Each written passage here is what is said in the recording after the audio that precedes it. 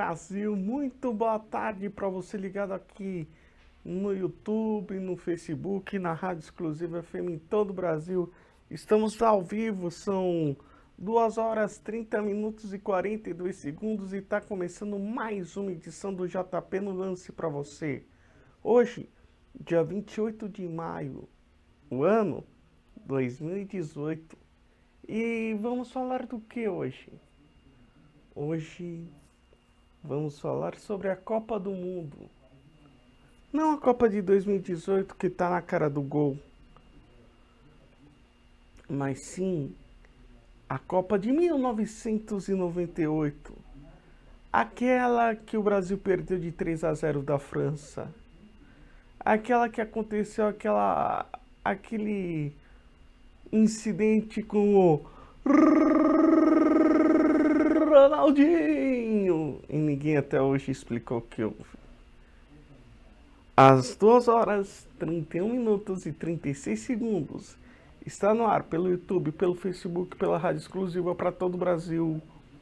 Mais uma edição do JP no Lance para você.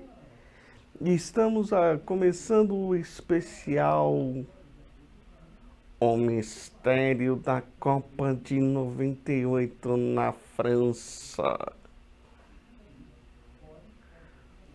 A Copa do Mundo FIFA de 1998 foi a 16ª edição da Copa do Mundo, organizada pela Federação Internacional de Futebol, e a primeira a contar com 32 equipes.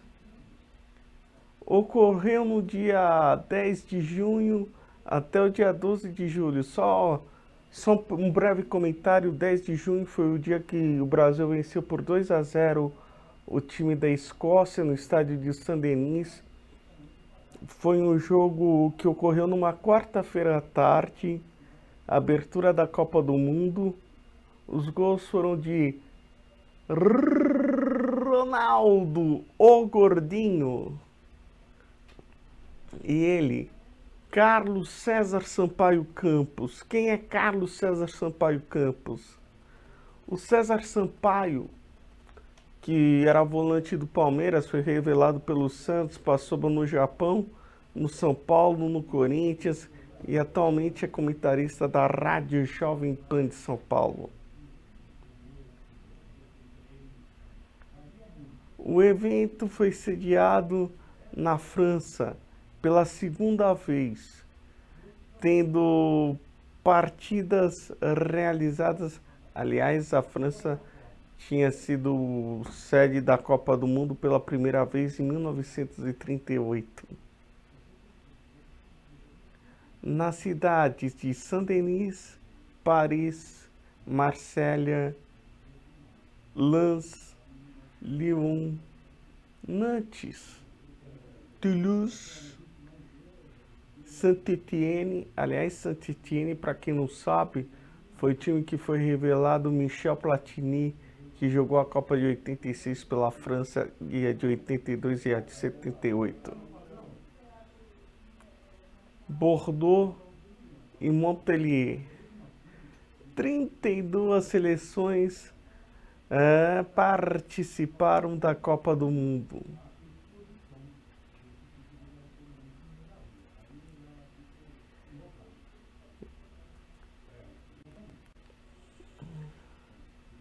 Sendo 15 delas europeias: França, Alemanha, Itália, Holanda, Croácia, Romênia, Espanha, Áustria, Bélgica, Bulgária, Dinamarca, Inglaterra, Noruega, Escócia e Iugoslávia.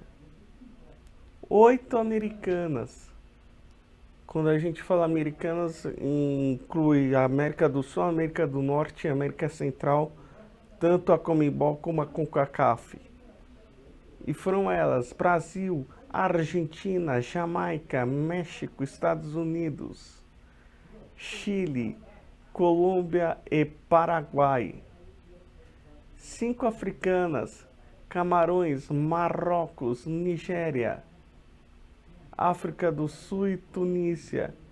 e 4 asiáticas: Irã, Japão, Coreia do Sul e Arábia Saudita. O torneio foi marcado por goleadas, entre elas França 4, Arábia Saudita 0. Também tivemos Espanha 6, Bulgária 1. Aliás, lembrando que a Bulgária era a grande sensação da Copa de 1994, tinha sido quarta colocada e tinha também o artilheiro que foi o Hristo Stoichkov com 6 gols na Copa de 94, além do Salenko, sendo que o Salenko, que era da Rússia naquela oportunidade em 94, ele tinha feito 5 gols em cima de Camarões no dia 28 de junho de 1994, lá no estádio Stanford Stadium, em São Francisco, na Califórnia, o dia que o Brasil empatou em 1-1 com a Suécia em Detroit. Também tivemos Holanda 5, Coreia do Sul 0 e Argentina 5, Jamaica 0. A Copa teve vários destaques, como Edwin van der Sar, goleiro da Holanda, Jaap Stam, Edgar Davids, também da Holanda, Patrick Kluivert, ou Kluivert, como diriam outros, e Dennis Bergkamp, todos da Holanda. Temos Brian Laudrup e Michael Laudrup, os irmãos Laudrup da Dinamarca. Tivemos Gabriel Batistuta, o batigol da Argentina. Davor Šuker da Croácia. Aliás, o Šuker foi o artilheiro dessa Copa, anotando 6 tentos. Cláudio André Taffarel,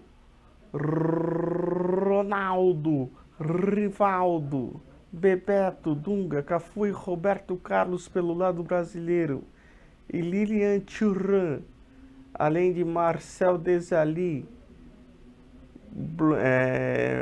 Lizarazu, Laurent Blanc, aliás, Laurent Blanc, que foi técnico da França recentemente, e o Laurent Blanc foi também capitão da seleção francesa, além de Didier Deschamps. E o Yuri Gelkaeff, um grande jogador, jogava no Arsenal, jogava demais, fazia muitos gols, além de Fabien Barthez e o destacado Zinedine Zidane. A final da Copa do Mundo FIFA de 1998 foi disputada pela França, que havia eliminado a Croácia, a Itália e o Paraguai, e o Brasil, que havia eliminado a Holanda. Aliás, foi a Holanda nos pênaltis. E foi um jogo dramático, de arrepiar o coração. Como diria aquele velho locutor esportivo da TV Globo, haja coração, amigo. E foi haja coração mesmo. O jogo foi para os pênaltis. O Brasil venceu por 5-4. E quem salvou o Brasil foi Cláudio André Taffarel. O jogo foi em Marseille. Enquanto a França em Saint-Denis vencia a Croácia, a Dinamarca e o Chile. A partida foi realizada em 12 de julho, às 21 horas, 4 horas, horário brasileiro, no Stade de France, com o público estimado em 80 mil pessoas, sob o apito do marroquino Said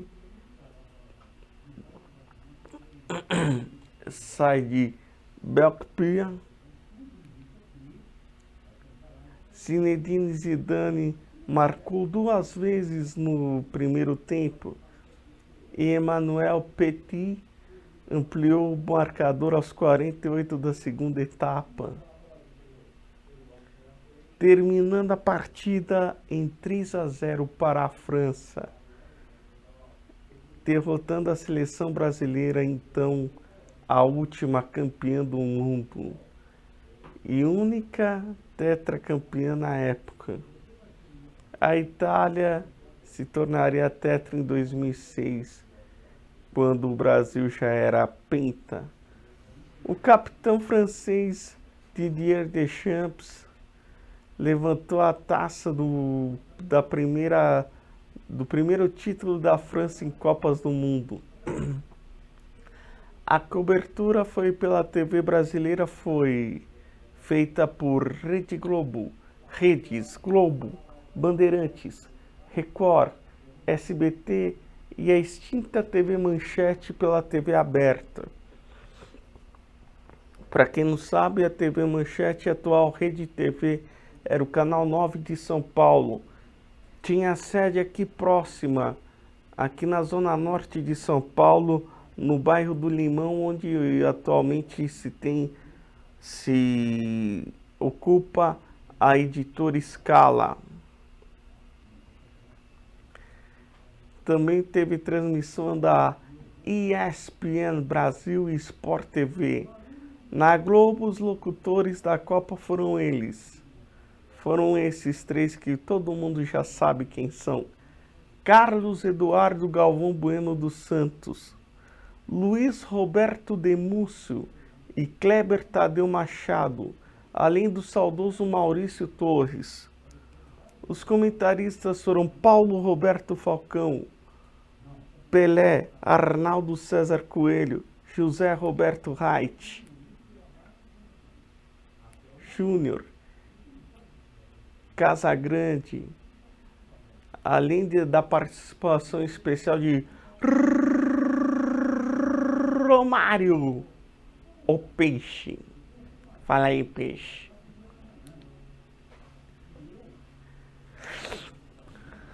Na Band, a narração ficou por conta de Luciano do Vale, o melhor gol da TV, saudoso Luciano do Vale. Também o saudoso Marco Antônio Matos, aquele que falava afunda, afunda, afundou o Tererê Gilson Mão de Pilão. Tinha ainda o J. Júnior, que está na Sport TV desde o ano de 1999 e continua. E também Nivaldo Prieto, que agora está na Fox Sports. Os comentaristas foram Gerson, que está na Rádio Tupi do Rio de Janeiro, Rivelino, Mauro Alexandre Betting, que hoje está no Esporte Interativo e na Rádio Jovem Pan, e o saudoso mestre Armando Nogueira. No SBT, a narração foram de Silvio Luiz, que está na Rede TV, aquele que fala salve, salve amigos de todo o Brasil. Também de Theo José, o Danadinho, Oscar Ulisses, que é o comandante da Rádio Globo, da equipe esportiva da Rádio Globo, aquele que fala assim, pro gol, pra fora do gol. E o amigão da galera, Paulo Soares, que está na ESPN. E teve como comentaristas o China Juarez Soares, o saudoso Osmar Soares de Oliveira, e o eclético, o fenomenal, o espetacular, o monstro do rádio esportivo brasileiro, Orlando Duarte. Na Record, os locutores eram Luiz Alfredo de Almeida, Carlos Valadares, ele que falava balançou uma roceira, saudoso Carlos Valadares. E José Luiz da Atena, meu amigo, para você que não sabe, José Luiz da Atena é aquele que fala assim, me dê imagens, me dê imagens. Hoje o da Atena faz jornalismo policial, mas ele começou no jornalismo esportivo, trabalhou na Rede Globo, na Rede Bandeirantes e na Record, além da Rede TV, e atualmente ele faz jornalismo geral e jornalismo policial. E, aliás, ele tem também um programa dominical, um programa de família atualmente na TV Bandeirantes, o Me Dê Imagens. E os comentaristas foram o ex-jogador Sócrates, saudoso Sócrates, além do saudoso Eli Coimbra. Na manchete, a narração ficou por conta de Paulo Stein, que está na Sport TV. Janário de Oliveira, que está muito doente, não me lembro se ele ainda está vivo ou já morreu. Edson Mauro, que hoje está na Rádio Globo, o Bom de Bola. E Cleiton Oliveira, o narrador que bate de primeira, está nos canais ESPN. E os comentaristas foram o apresentador Milton Neves, que está na Rede Bandeirantes, aliás, na Rede Bandeirantes de TV e Rádio. Mas os ex-jogadores Renato Gaúcho e Edinho, Renato Gaúcho, que hoje é técnico do Grêmio, e o Edinho, que hoje está na Sport TV, jogou no Fluminense e no Flamengo. E o ex-árbitro Armando Marques. E para você que está ligado no especial Copa de 98, não se esqueça, acesse a minha página no YouTube, JP no Lance, tá aqui ó, se inscreva, deixe suas perguntas e não se esqueça de tocar o sininho que em breve estarei respondendo para vocês, ouvintes de todo o Brasil. Sempre lembrando que estamos com apoio de D360. D360, o jogo começa aqui. Una sua paixão por futebol ao trabalho.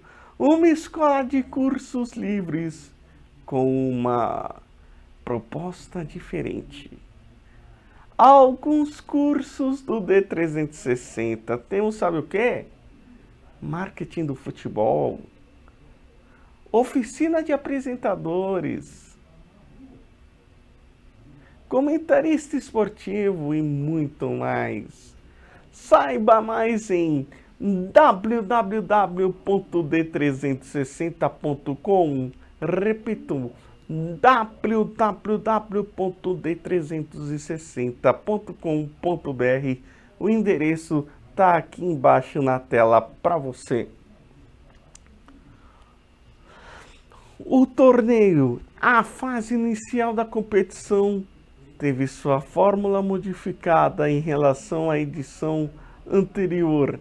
Enquanto 24 equipes, divididas em 6 grupos, competiram em 1994, 32 seleções em 8 disputaram ao último certame do século XX. Apenas o campeão e o vice de cada chave se classificava para a segunda fase. Em oposição a torneios anteriores, onde alguns terceiros colocados também eram classificados para a segunda fase. A fase final não se alterou. Os 16 classificados se reúnem em oitavas de final e jogam o mata-mata. No grupo A, o Brasil, um dos favoritos do título, ganhou da Escócia, perdeu da Dinamarca e perdeu da Noruega e ganhou da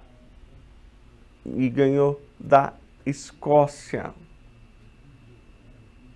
E além de ganhar do Marrocos, tinha como Dunga e Tafarel como seus principais jogadores, e eram experientes, e mesclava com jovens talentos como Roberto Carlos, Rivaldo e Ronaldinho Fenômeno, e acabou se classificando em primeiro lugar no grupo, mesmo após uma derrota contra a Noruega, que ficou em segundo.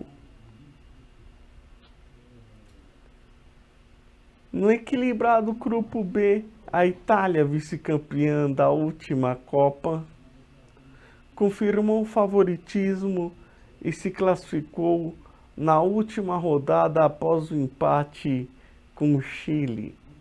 A combinação de resultados garantiu aos sul-americanos a segunda colocação. A Áustria, retornando após 8 anos do Mundial, ficou em terceiro. Aliás, depois de retornar do Mundial de 1990, ficou em terceiro. E Camarões ficaram em quarto e deram adeus à Copa da França. O time de Zinedine, Barthez e Deschamps avançou em primeiro no grupo C, enquanto a Dinamarca, liderada pelos irmãos Michael e Brian Laudrup, ficou com a outra vaga. A África do Sul, estreante em Copas, despediu-se de forma decepcionante e a Arábia Saudita não conseguiu repetir o sucesso de 1994, não conquistando sequer uma vitória. No grupo D, a favorita Espanha, formada principalmente por jogadores do Real Madrid, amargou a desclassificação já na primeira fase. A Bulgária, na despedida de Hristo Stoichkov, também decepcionou os especialistas, ficando na última posição. O destaque positivo ficou para a Nigéria e Paraguai. Aliás, teve um jogo da Nigéria contra a Espanha, se não me falha a memória, foi no sábado à tarde. E a Nigéria, o goleiro da Espanha era Zubizarreta. E o atacante nigeriano, não me lembro agora o nome dele, ele acabou chutando a bola entre a trave e o Zubizarreta e fazendo o gol. Eu me recordo que eu vi esse jogo com a narração de Luiz Roberto de Múcio, retornando à Copa após 12 anos sem disputar o torneio. Classificaram-se de forma surpreendente para as oitavas de final.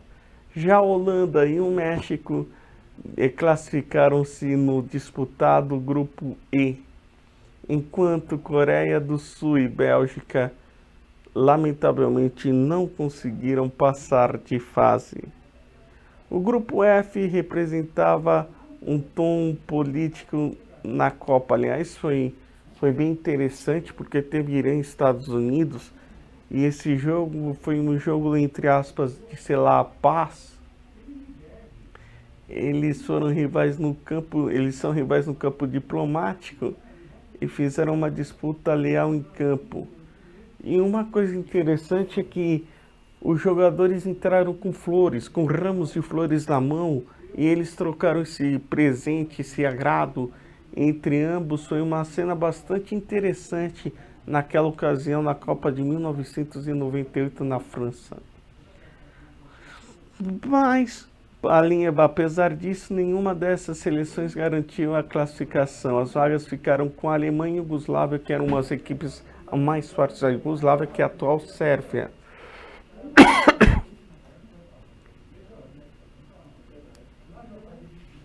Que empataram e venceram os dois adversários. No grupo G, holofotes para a Inglaterra e seus dois jovens jogadores, David Beckham e Michael Laudrup, aliás, Michael Owen.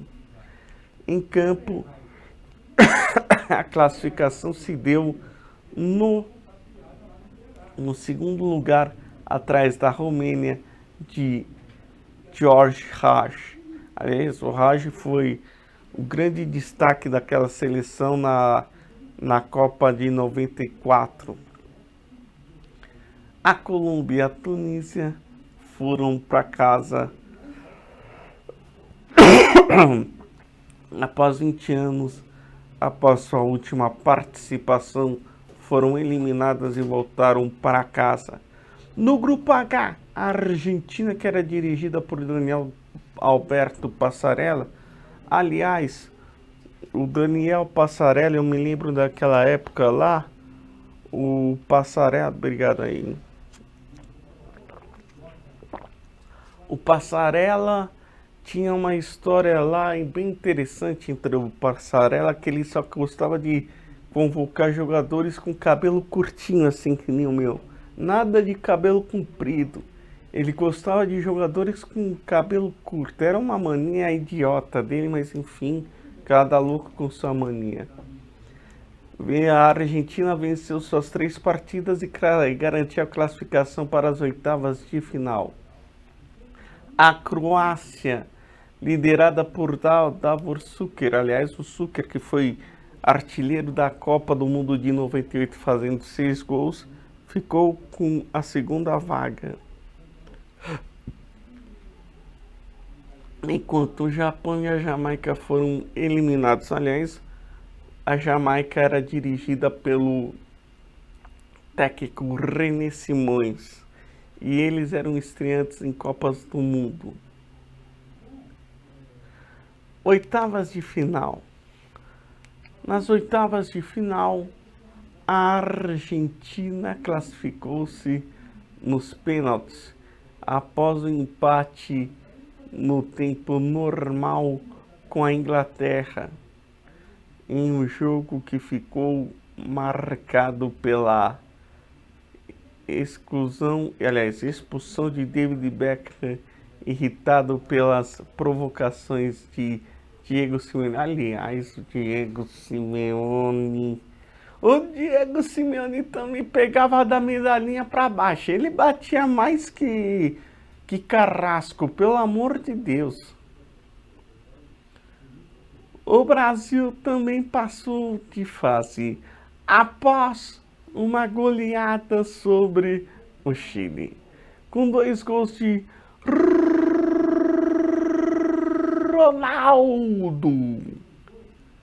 Em uma partida empolgante, a Croácia bateu a Romênia pelo placar simples e os donos da casa só bateram o Paraguai no segundo tempo da prorrogação com gol de ouro. Laurent Blanc foi o autor do gol. A Dinamarca, com um futebol envolvente, eliminou a Nigéria com uma goleada. Nas outras partidas, Itália, Holanda e Alemanha avançaram após difíceis vitórias sobre Noruega, Iugoslávia e México, respectivamente. Na fase seguinte, o Brasil reafirmou seu favoritismo após uma virada contra a Dinamarca, e a Itália amargou sua terceira eliminação consecutiva nos pênaltis em uma Copa do Mundo, dessa vez para a França. A Argentina foi derrotada num duelo de favoritos pela Holanda, graças a um belo gol de Dennis Bergkamp no fim do segundo tempo. Já a Croácia humilhou a Alemanha na maior goleada das quartas de final, tornando-se a grande sensação da Copa. Em Marsella, Holanda e Brasil fizeram um jogaço. Um jogo de arrepiar. Um jogo daqueles de arrebentar com o coração. Depois do empate normal, Cláudio André Taffarel defende 2 pênaltis e torna-se um dos principais responsáveis pela classificação para a final. Já em Saint-Denis, a França eliminou a grande sensação da Copa, que foi a Croácia. 3 horas em São Paulo. Zidane abriu o placar. Aliás, quem abriu o placar foi o Šuker para a Croácia. Mas a França conquistou a classificação no fim da partida com 2 gols de Lilian Thuram que nunca havia marcado com a camisa francesa. Na disputa do terceiro lugar, a Croácia entrou para a história do futebol ao vencer a desmotivada Holanda. Na final, a França bateu o Brasil por 3-0, com uma grande atuação de Zinedine Zidane, que marcou 2 gols. Outro gol foi marcado por Emmanuel Petit. E os Blues garantiram então seu primeiro título mundial após várias tentativas fracassadas das gerações de Fontaine. Aliás, Just Fontaine foi o principal artilheiro em Copas. Ele que em uma edição fez 13 gols em 1958. Copa e Platini. E para você que está ligado no especial Copa de 98, não se esqueça de acessar minha página, tá aqui ó, no YouTube, se inscreva, JP no Lance, deixe suas perguntas e não esqueça de tocar o sininho, que em breve estarei respondendo para vocês, e temos perguntas com o Reinaldo Martins. Ok, muito bem, estamos aqui também com a galera, né? Aqui no Facebook, quero agradecer a Simone Romano, que está nos assistindo.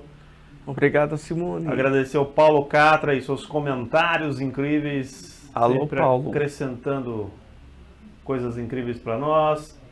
E a pergunta vem de minha pessoa para você. Pois não. Foi nessa Copa onde ficamos conhecendo o Tafarel, que quase arrebentava as cordas vocais de Galvão Bueno? Também. Ele já tinha tido uma Copa espetacular em 94, uma Copa mediana em 90, mas foi exatamente nessa Copa, no jogo contra a Holanda, nas semifinais em Marseille, que aconteceu isso, e o Galvão Bueno teve aquele ataque histérico que todo mundo sabe falar: vai que é sua, Tafarel! E aí você sabe que eu conheço gente até que fala assim: não vejo a hora do Galvão Bueno estourar as cordas vocais, fazendo esses gritos incríveis que ele faz. Aliás, para quem não sabe, vai ser desde 1974 que o Galvão Bueno narra a Copa do Mundo. Já vai curar a 11ª Copa dele consecutiva, e só pela Rede Globo ele narra a Copa desde 1982. Eu não sei se eu aguento mais isso. Sendo titular em 1990. Em 82 o titular era Luciano do Vale, em 86 era o grande Osmar Santos. Gostava muito do Luciano. E aí é o seguinte, deixa eu aproveitar aqui. Falar pro pessoal, estamos aqui online, né, gente? Façam suas perguntas aí, que a gente está aqui para responder e tirar todas as suas dúvidas. É com você, JP. Pois não, muito obrigado, Reinaldo. E lembrando que estamos com o apoio de D360. O jogo começa aqui. Una sua paixão por futebol ao trabalho. Uma escola de cursos livres com uma proposta diferente. Alguns cursos do D360: marketing do futebol, oficina de apresentadores, comentarista esportivo, entre vários outros. Saiba mais em www, tá aqui ó, .d360.com.br. D360, o jogo começa aqui. E continuando a Copa de 1998, vamos agora falando do que aconteceu naquele dia. 12 de julho de 1998. Dia 12 de julho, um dia histórico para o Brasil. Quando o Brasil perdeu de 3-0 da França. e o enigma ocorreu. O fenômeno teve uma convulsão horas antes do jogo. O motivo? Talvez nunca se saiba ao certo. Se uma crise nervosa, uma reação a uma infiltração de xilocaína, que isso é uma história que eu fiquei sabendo também. Ele precisava de uma infiltração porque ele tinha um problema no joelho. O médico injetou a injeção de xilocaína e naquilo que injetou a injeção de xilocaína pegou o nervo do rapaz. Só que pegou o nervo errado. E nisso que pegou o nervo errado dele, aconteceu tudo aquilo que todo mundo já sabe que aconteceu. Ou pode ter sido alguma causa externa, o que abalou o time e prejudicou seu desempenho na final contra os donos da casa. Mas também é certo que a França e Zidane jogaram muito naquele dia.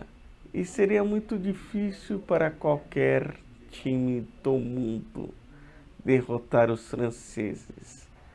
Porque não conseguimos?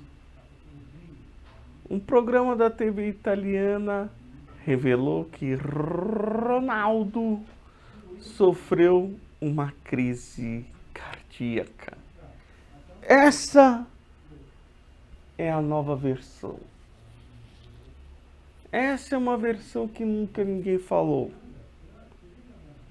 Foi uma crise cardíaca no dia da final da Copa do Mundo. E que o jogador correu sério risco por ter disputado a decisão contra a França. Eu fico pensando, já pensou se o menino tem um ataque cardíaco no meio do campo? Seria uma coisa assim absurda. Que foi perdida pela seleção brasileira por 3-0 no dia de julho, do dia 12 de julho de 98. E até agora as especulações são de que o jogador havia sofrido uma crise epilética. O programa La Tribu del Calcio, tradução a tribo do futebol, da emissora Premium Calcio, ouviu especialistas, incluindo o cardiologista e professor Bruno Caru, para quem Ronaldo, um minutinho só por favor, arriscou muito ao disputar o jogo. Caru sustenta que os médicos que atenderam o fenômeno teriam errado totalmente seu diagnóstico e até receitado medicação equivocada, pondo em risco a vida de Ronaldo, que é uma hipótese muito provável. E tem mais informação com Reinaldo Martins. Na verdade eu só vim aqui para falar que o pessoal está aqui no chat hoje, realmente eles estão participativos, falando de coisas inúteis ao nosso programa. Eles querem saber de gasolina, eles querem saber de caminhoneiro. Amigo, isso aqui é um papo de esporte, isso aqui O cara quer saber de gasolina. O cara quer saber de caminhoneiro, vai ouvir o Roberto Carlos, que vai cantar música. Se você tá assistindo isso aqui é porque você quer saber de futebol, amigo. Quer saber de gasolina, caramba. Eu vou te falar, viu, Isso eu te falar. Vamos correr. Se começar a falar de caminhoneiro, vai dar um tribufu. Vai dar uma confusão, o Fábio vai tirar um programa aqui do ar ao vivo, que beleza. Segue o rumo com o JP, vai lá Jota, é com você. Vamos lá, então, seguindo a história do que aconteceu com o Ronaldo naquele dia 12 de julho de 98. Na época da Copa da França, ele era jogador do Internazionale de Milão. Foi o médico da Inter, Dr. Volpe, quem entregou aos produtores do programa toda a documentação médica em poder do clube sobre o caso do Ronaldo, para que fossem examinados por Canu, considerado uma autoridade mundial na área cardiológica, epilepsia ou coração. Ali, de acordo com as notícias que vazaram sobre a gravação do programa, Caro sustenta que Ronaldo estava assistindo a uma corrida de Fórmula 1 deitado em sua cama e, sem se dar conta, dobrou a cabeça de forma estranha, o que levou a uma alteração de sua frequência cardíaca, da pressão e da irrigação sanguínea. Isso teria sido a causa das convulsões de Ronaldo, que foram confundidas com uma crise de epilepsia. O médico saudoso Lídio Toledo negou que tenha feito uma infiltração de xilocaína no joelho direito de Ronaldo, o que eu duvido, porque é uma coisa meio óbvia. Pode ter sido a infiltração de xilocaína, pegou na veia errada do rapaz, e no que pegou na veia errada, deu toda aquela zona lá na cabeça do menino, e todo mundo sabe o que houve. Aconteceu isso horas antes da final da Copa da França. O jornalista Jorge Reis, o Jorge Cajuru, afirmou que a infiltração que misturava xilocaína e anti-inflamatório derivado de cortisona atingiu por acidente uma veia pequena e, ao se espalhar pela corrente sanguínea, causou a convulsão. O que eu acho que é uma coisa meio óbvia, é uma explicação mais ululante do que aquela história de que vendeu para Nike, do que não sei o que. Isso para mim é uma explicação plausível. De acordo com competências médicas, a xilocaína pode provocar, por superdosagem ou injeção intravascular acidental, tremores seguidos por sonolência e convulsões e inconstância, entre outras reações adversas. Coisa que aconteceu. É uma coisa bem provável que a história da xilocaína seja a coisa mais plausível e mais verdadeira. Mas não sei porque ninguém fala sobre isso. A infiltração prática que foi muito comum no futebol brasileiro e ajudou a abreviar a carreira, entre outros, de Garrincha, teria sido injetada pelo médico da seleção em Ronaldo, mas eles disseram que tratava-se de uma fantasia. Segundo o Lídio de Toledo, o Ronaldo não recebeu infiltração alguma na Copa do Mundo e ele afirmava que nunca tinha feito infiltração em pacientes no consultório dele, ainda mais em um jogador profissional.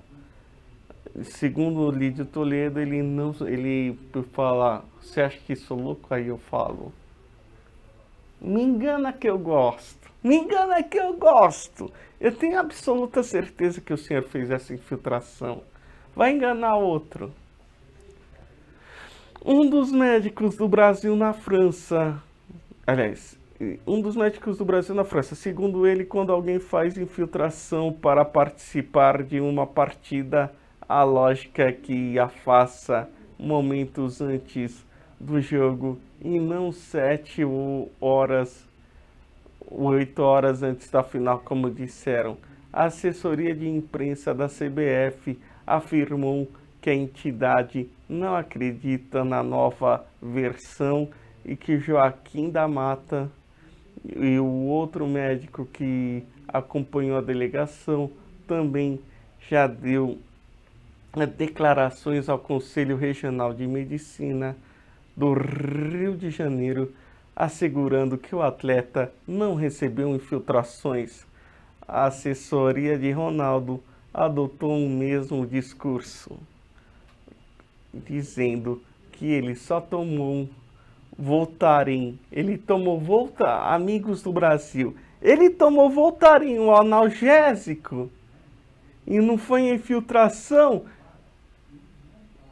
E ele ficou daquele jeito com Voltaren. Eles querem enganar quem? Pelo amor de Deus. Pelo amor de Deus, que absurdo. Isso é chamar o ouvinte, o telespectador de retardado mental.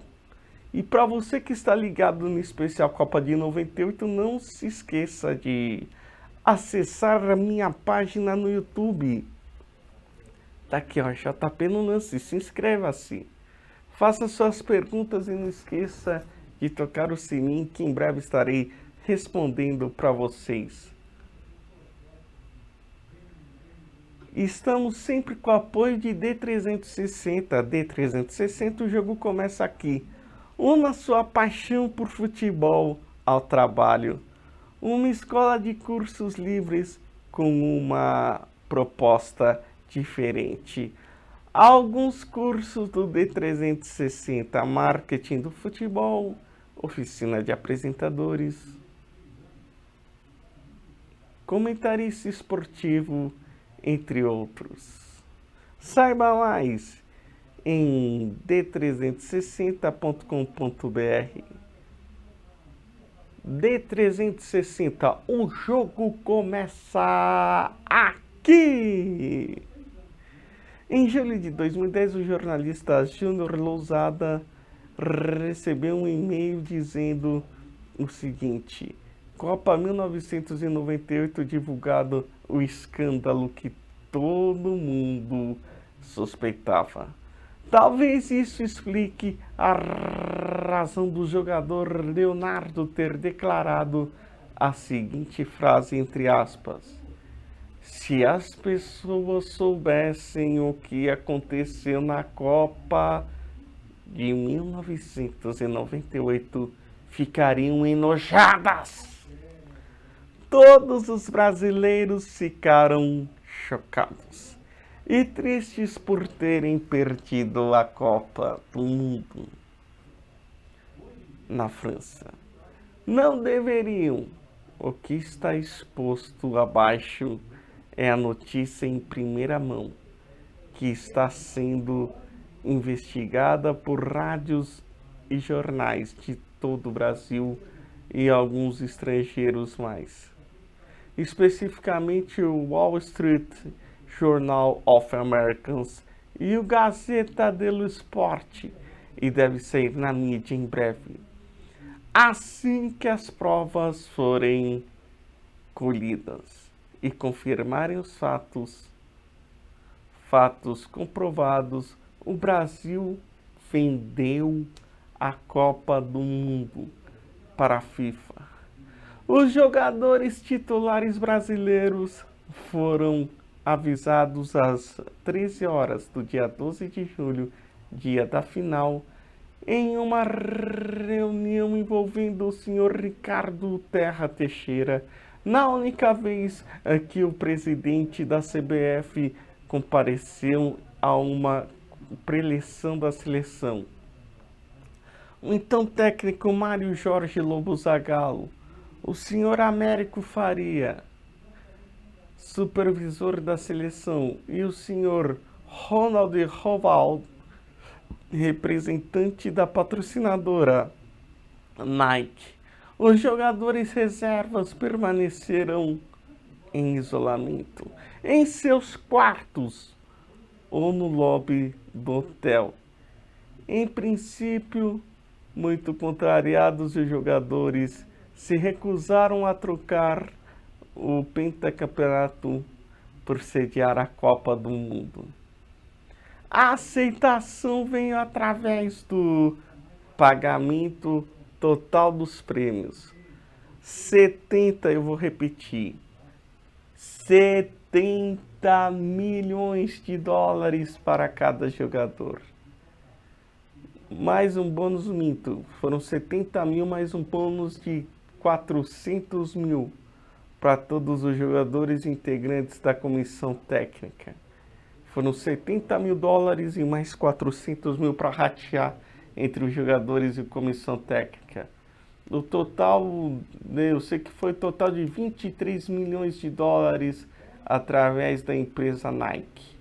Além disso, os jogadores que aceitarem o contrato com a empresa Nike nos próximos 4 anos terão as mesmas bases de prêmios que os jogadores da elite da empresa, como o próprio Ronaldo da Espanha, Batistuta da Argentina e Roberto Carlos também do Brasil.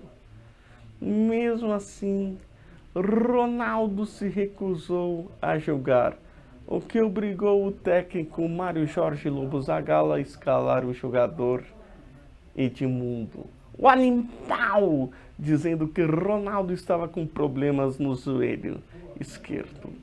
Em primeira notícia, divulgada às 13h30 no centro de imprensa, e logo depois, às 14h15, sabe o que aconteceu? Eles alteraram o prognóstico para problemas estomacais. A sua situação só foi resolvida após o representante da Nike ameaçar retirar seu patrocínio vitalício ao jogador, avaliado em mais de preparem-se, 90 milhões de dólares. Eu repito, 90 milhões de dólares ao longo de sua carreira. Assim combinou-se que o Brasil seria derrotado durante o Golden Goal, só que nem conseguiu chegar ao Golden Goal, que era a prorrogação. Foi 3-0 no tempo normal, na morte súbita. Porém, a apatia que se abateu sobre os jogadores titulares fez com que a França, que absolutamente não participou desta negociação, marcasse em 2 falhas simples do time brasileiro. Os primeiros gols, o senhor José Blatter, novo presidente da FIFA, cidadão franco-suíço, aplaudiu a colaboração da equipe brasileira, uma vez que o campeonato mundial trouxe equilíbrio à França num momento dos mais altas taxas de desemprego jamais registradas naquele país, que serão agravadas pela recente introdução do euro, a moeda única europeia e o mercado comum europeu, ECC. Garantiu também ao senhor Ricardo Terra Teixeira, através de seu sogro, o saudoso João Avelange, que o Brasil teria seu caminho facilitado para o pentacampeonato em 2002, coisa que aconteceu. Passe essa mensagem para o maior número possível de pessoas, para que todos possam conhecer a sujeira que ronda o futebol mundial. Desde já agradeço, um abraço, palavras de Gunter Schweizer, da Central Globo de Jornalismo. E tem mais. Nesse acordo ficou definido que em 98 a França seria campeã, como foi. Em 2002 seria o Brasil, como foi. Em 2006 a Itália. Em 2010 a Argentina. Em 2014 será a Alemanha. Com exceção da Argentina, em 2010 foi a Espanha em cima da Holanda. Todos esses países estavam envolvidos e foram campeões nessas Copas na negociação. Agora é só aguardar para ver o resultado. Resumindo o e-mail, tudo foi um complô da Nike, em que cada jogador recebeu 400 mil dólares em troca do pentacampeonato em 2002 no Japão e de o Brasil sediar a Copa de 2010, etc, etc, etc. E se você tem internet, certamente já recebeu um e-mail detalhando, narrando passo a passo como o esquema foi feito e como a imprensa mundial estaria prestes a revelar os detalhes da maior armação da história do futebol. Mais informações agora, Rinaldo Martins. Na verdade, estamos chegando ao final de mais um programa. Faltando 3 minutos para acabar o programa. Eu estou aqui só para a gente agradecer, então, o pessoal que assistiu, que acompanhou a gente hoje. Eduardo Mateus, a Ana Maria Maceran, participando aqui também. Quem mais? A Mari Maceran também. E tem um pessoal que não está aparecendo aqui na minha timeline, enfim. Quero agradecer o pessoal que participou conosco. E fica agora com vocês, JP, para finalizar o nosso programa, as últimas considerações e os últimos detalhes do seu tema. Pois não, então terminando aqui o tema, existe apenas 2 possibilidades: ou essa história toda é verdadeira, imenso complô envolvendo dezenas de pessoas, toda a delegação brasileira, a FIFA e os dirigentes da Nike, no mínimo, funcionou perfeitamente, sem que jamais tenha dado com a língua, ninguém tenha dado com a língua nos dentes, ou algum gozador que se aproveita da credulidade alheia. Qual das hipóteses é mais provável? E você que está ligado no especial Copa de 98, não se esqueça de acessar minha página no YouTube, JP no Lance. Deixe suas perguntas e não se esqueça de tocar o sininho, que em breve estarei respondendo-as para vocês. E lembrando que estamos com o apoio de ID360, o jogo começa aqui. Una sua paixão por futebol ao trabalho. Uma escola de cursos livres com uma proposta diferente. Alguns cursos do D360 são esses: marketing do futebol, oficina de apresentadores e muito mais. Também temos comentarista esportivo, entre outros.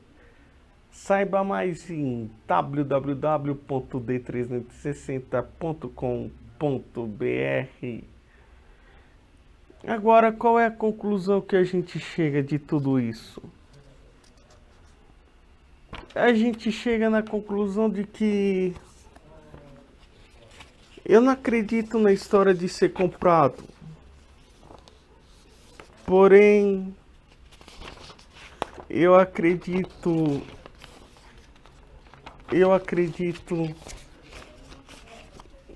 que aconteceu alguma coisa bem grave com o seu Ronaldo.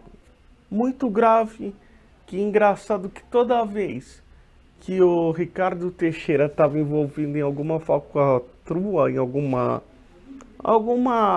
enrolação, assim, de ser judicial, ele nunca se opôs ao Ricardo Teixeira.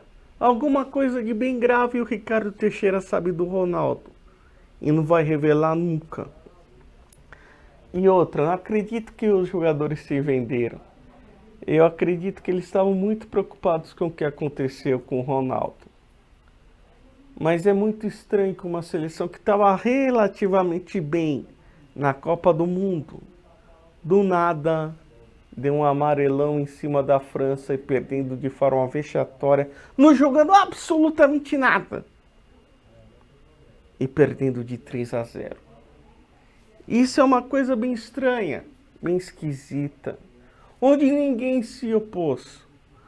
onde nem o Zagallo, com a sua sabedoria, poderia ter colocado o Ronaldo no banco no começo do jogo, ter motivado a equipe para ir para cima da França e ter colocado o Ronaldo no segundo tempo, nem que fosse dos 30 minutos para frente, ele não fez.